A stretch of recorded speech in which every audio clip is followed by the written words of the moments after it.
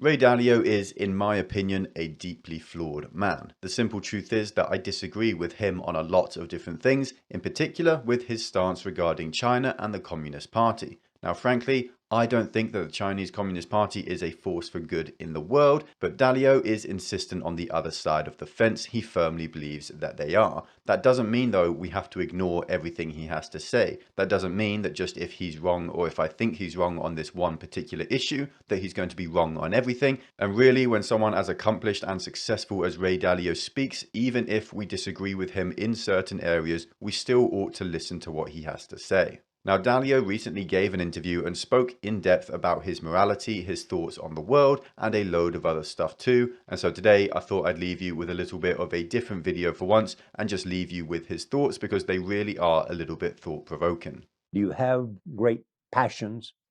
I have lots of great passions, yeah. And I'm 72 years old. I know where I am in my arc in life. The country has been a tremendous blessing. I've lived the American dream. I know what it's like, and I know what my role is at 72 years old. And What is that? is to pass along whatever I have that's of value to others. Okay. So I think the most important things that I have are these principles that I wrote down that work for me. I put them out. You take them or leave it. Everybody, I'm here. I say what I want. People take it or leave it. And then, so my goal is to evolve well and to contribute to evolution. I think that's the natural thing. So at this particular point, that's what I'm trying to do. If you were giving one last lecture, what part of what we've talked about today would you make essential to that lecture?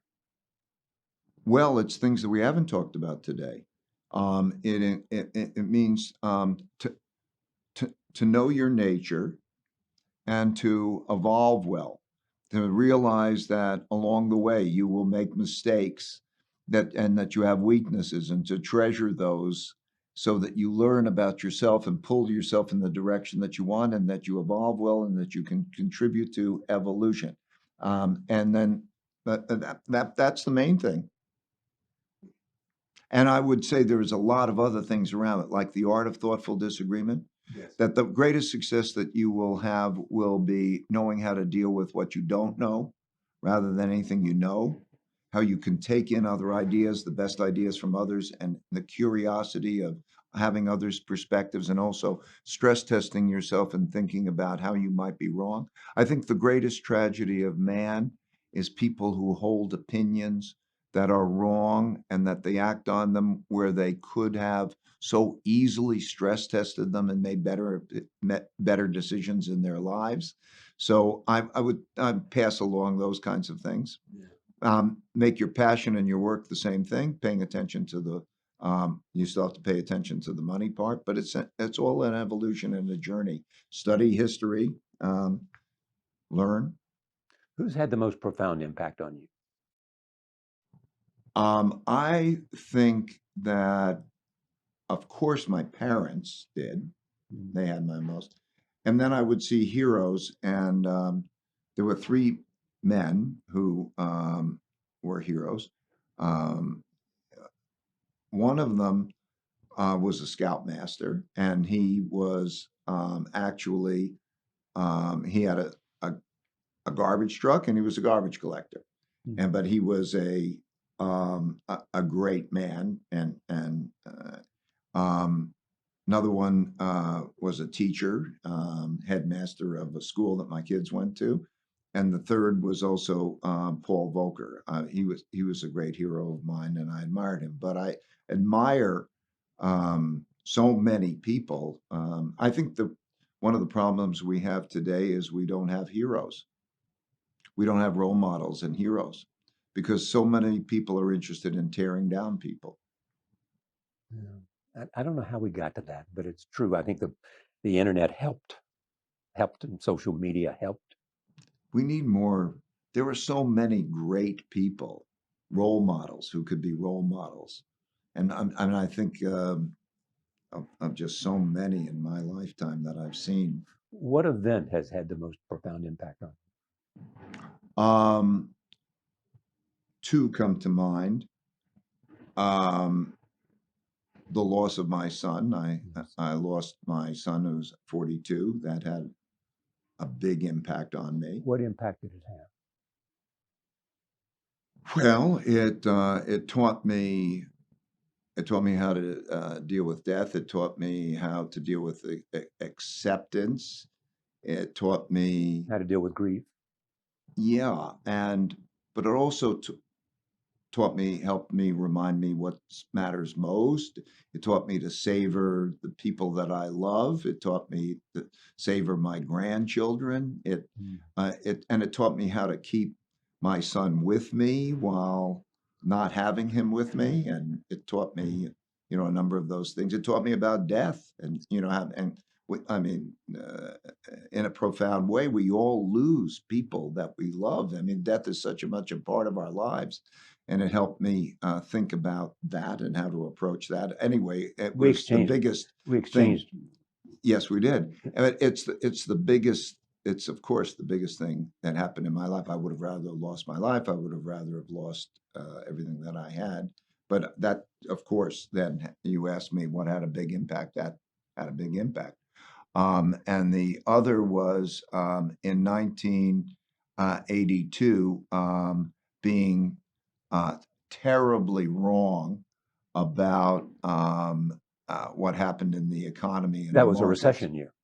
Yep. Yeah. So what happened is in 1979-80, I'd calculated that foreign countries were not going to be able to pay back the debts that they owed American banks, and there was going to be a big banking crisis, and there would be a lot of defaults.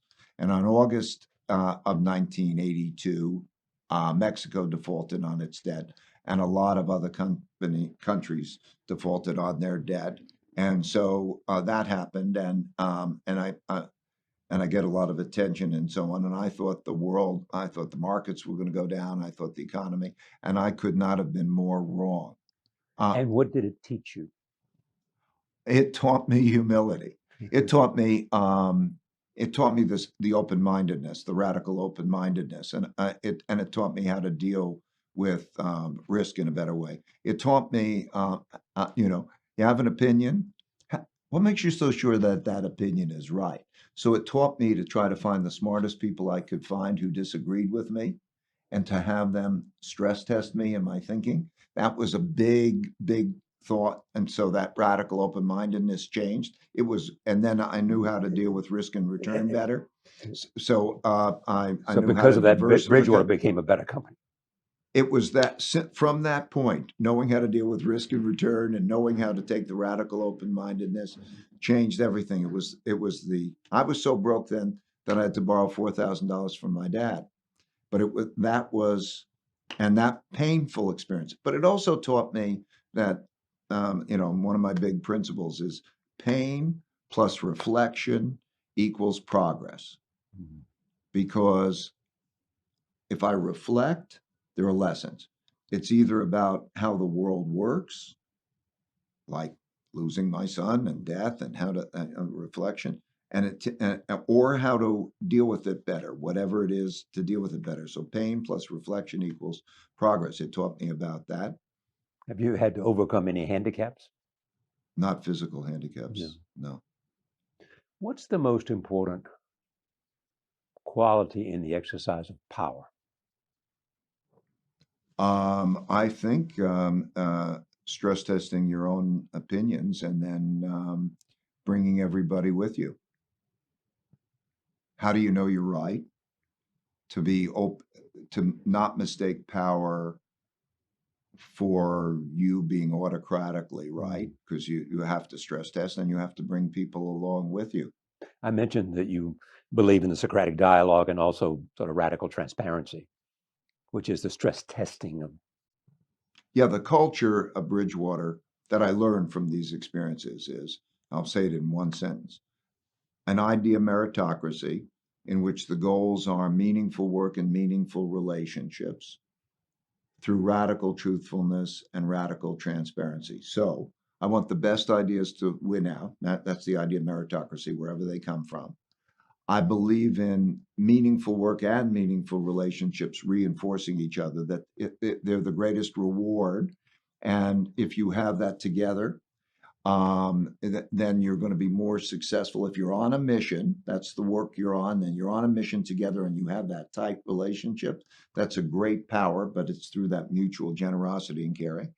And that you have to do that through radical truthfulness and radical transparency. Radical truthfulness, I mean, first of all, you've got to find out what's true. It's the foundation of anything. So you have to be able to talk about anything and get to truth. Truth might be what your weaknesses are as well as what your successes are. So it has that truthfulness and that idea meritocracy to figure it out and do it together. Those are very powerful things. Yes, I learned that. What's the most important book you read?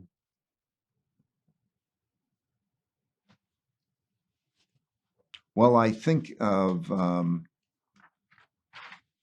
what's the most important.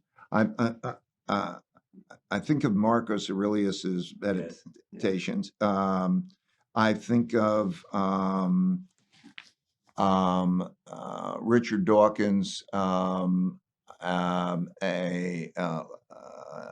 River from Eden.